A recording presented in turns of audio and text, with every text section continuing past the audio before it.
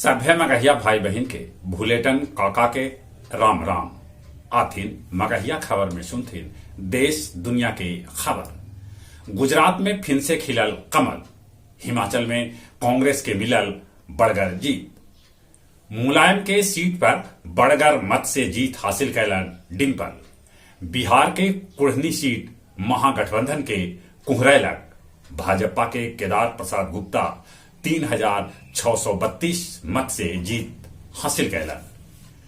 मुलायम के भाई शिवपाल के पार्टी के विलय सपा में हो गए। देश देशांतर मगहिया दलान अपन 52वां ऑनलाइन कार्यक्रम में मगही पत्रकारिता पर संवाद के आयोजन कैल, जेकर अध्यक्षता मिथिलेश जी और संचालन जयनंदन जी कैल का। मैडूस तूफान पांडुचेरी के तट से आज टकराए। राज्य में 25 दिसंबर से बंद हो जाए बालू के खनन। आईजी अमित लोढ़ा पर दर्ज कर गए एफआईआर। दरभंगा में कांग्रेसी नेता जियाउर रहमान के हत्या कर देवल गए। दक्षिण कोरिया में शादी से भाग रहलन है वहां के युवा।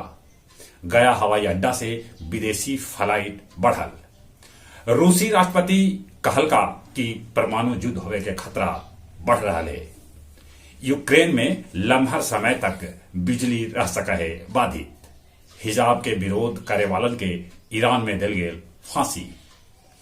अगहन पुनिया के अवसर पर देवघाट पर कैल गेल फल्गु महाआरती।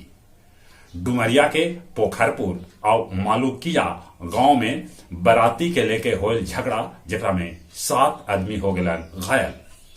फर्जी इंस्पेक्टर बन के कुम्हर टोली में शादी कराई फिरोज फरार हो गए। 4 गो वाहन चोर के गया पुलिस कैलक है गिरफ्तार।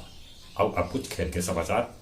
फीफा वर्ल्ड कप के क्वार्टर फाइनल मैच आज ब्राजील के मुकाबला क्रोएशिया से होए, तब अर्जेंटीना नीदरलैंड से भिड़त।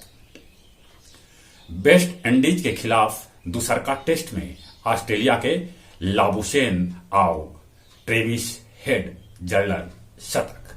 चलित एक बार फिर से अपने सभी के भूलेटन काका के राम राम।